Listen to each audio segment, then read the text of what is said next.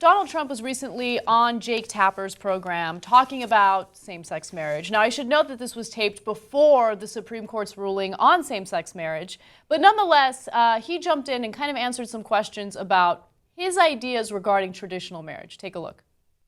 What do you say to a lesbian who's married or a gay man who's married who says, Donald Trump, what's traditional about being married 3 times? Well, they have a very good point. But, you know, I've been a very hard-working person. I have a great marriage. I have a great wife now. And my 2 wives were very good. But what do you say to a lesbian or a gay man who are married and say... I really don't say anything. I mean, Okay. I'm just, Jake, I'm for traditional marriage.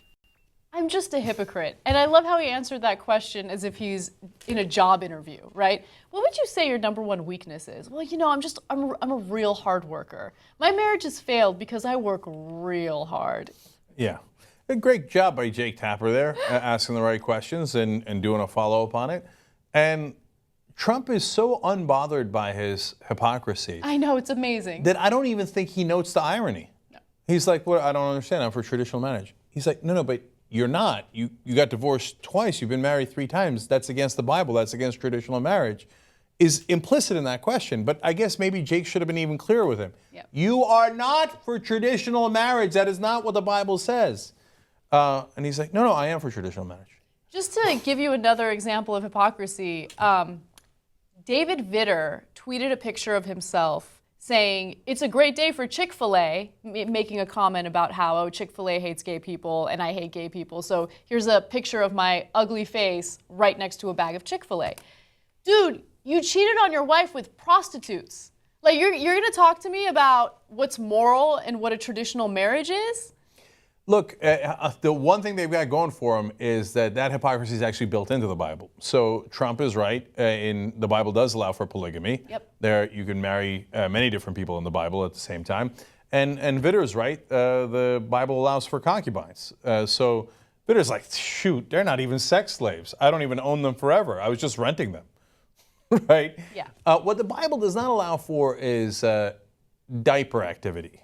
Oh yeah, I forgot about that. Also, what's interesting is they'll make arguments about how same-sex marriage destroys the sanctity of marriage. But when you really think about it, at least for people like me, when I hear stories about Donald Trump and his marriages and his divorces, or I hear stories about David Vitter cheating on his wife with prostitutes while he's wearing a diaper, like, it scares me when it comes to marriage. Like, he destroys marriage more than anyone else, more than any gay couple has ever destroyed marriage for me. I'm like, oh, okay, is that what marriage is all about? If this good moral man is cheating on his wife with prostitutes, then why would I devote myself to a guy if I could be betrayed like that?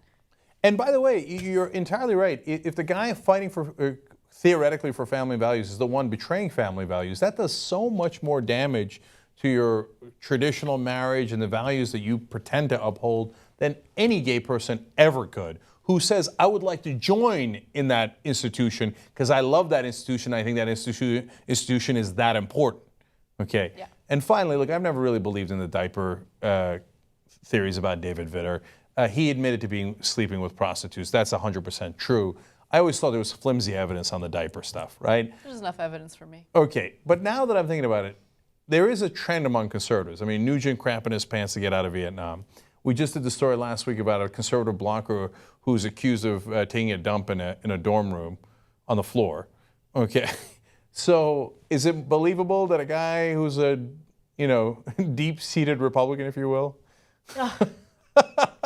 new meaning to that word, might put on diapers and do God knows what in him when he's with his admitted prostitutes? Maybe.